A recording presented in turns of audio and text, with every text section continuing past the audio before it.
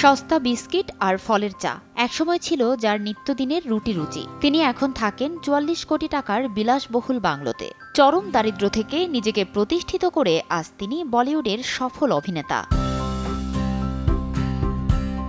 অভিনেতা রাজকুমার রাও ক্যারিয়ারের শুরুতে যার ব্যাংক অ্যাকাউন্টে ছিল মাত্র ১৮ টাকা। কয়েকজন বন্ধুর সঙ্গে একটি ছোট ঘরে থাকতেন এবং প্রতি মাসে ৭,০০০ টাকা ভাড়া দিতেন। দিনে ৩ বেলা ঠিকমতো খাবারও জুটত না এই অভিনেতার।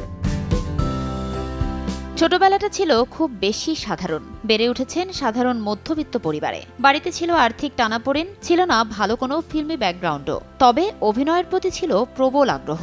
দিল্লিতে থিয়েটার শেখার জন্য প্রতিদিন ৭০ কিলোমিটার সাইকেল চালাতেন। ২০১০ সালে রামগোপাল ভার্মার রন ছবিতে একজন সংবাদ পাঠকের ছোট চরিত্রে অভিনয়ের মাধ্যমে বলিউডে যাত্রা শুরু তার।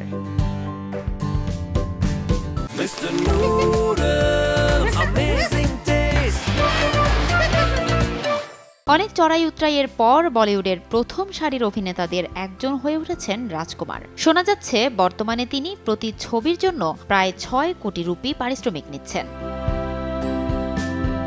স্কুলে পড়ার সময় থেকেই নাচ শেখাতেন এই অভিনেতা। অষ্টম শ্রেণীতে থাকাকালীন নাচের শিক্ষক হিসেবে জীবনে প্রথম উপার্জন করেন ৩০০ টাকা। এরপর রন ছবিতে ছোট একটা চরিত্রে অভিনয় দিয়ে শুরু হলেও একাধিক সিনেমায় মুখ্য চরিত্রে অভিনয় করে প্রশংসা কুড়িয়েছেন। শাহিদ ছবির জন্য অল্প সময়ের মধ্যেই বাগিয়ে নেন জাতীয় পুরস্কারও। ফারজানা লিনা, সময় সংবাদ।